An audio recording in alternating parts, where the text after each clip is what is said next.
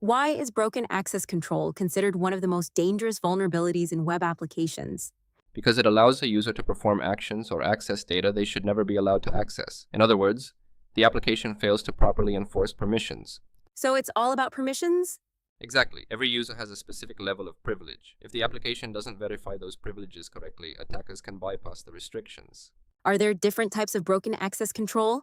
Yes, there are three common categories: vertical access control, horizontal access control, and context-dependent access control.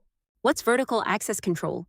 That's when a normal user gains access to functionality that should only be available to higher privileged users. For example, imagine an API that deletes user accounts. If a regular user can access that API and delete users, that's a vertical access control vulnerability. What about horizontal access control? Horizontal access control happens between users with the same privilege level. For example, if you can change another user's password or view their private profile simply by changing the user ID in the request, that's horizontal access control. The application isn't verifying that the data actually belongs to you. And the third one?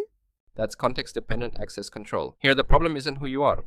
It's where you are in the application's workflow. Imagine deleting a user requires two steps.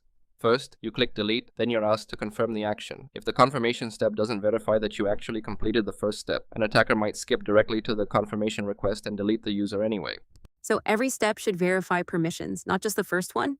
Exactly. Security checks should happen on every sensitive request. Never assume that because a user reached a page legitimately, they're automatically allowed to perform the next action. Always verify permissions on the server. So broken access control is really just the application trusting the user too much? That's exactly the problem. If the server doesn't verify who is making the request, what they're allowed to do, and whether they're allowed to perform that action at that moment, you've created a broken access control vulnerability.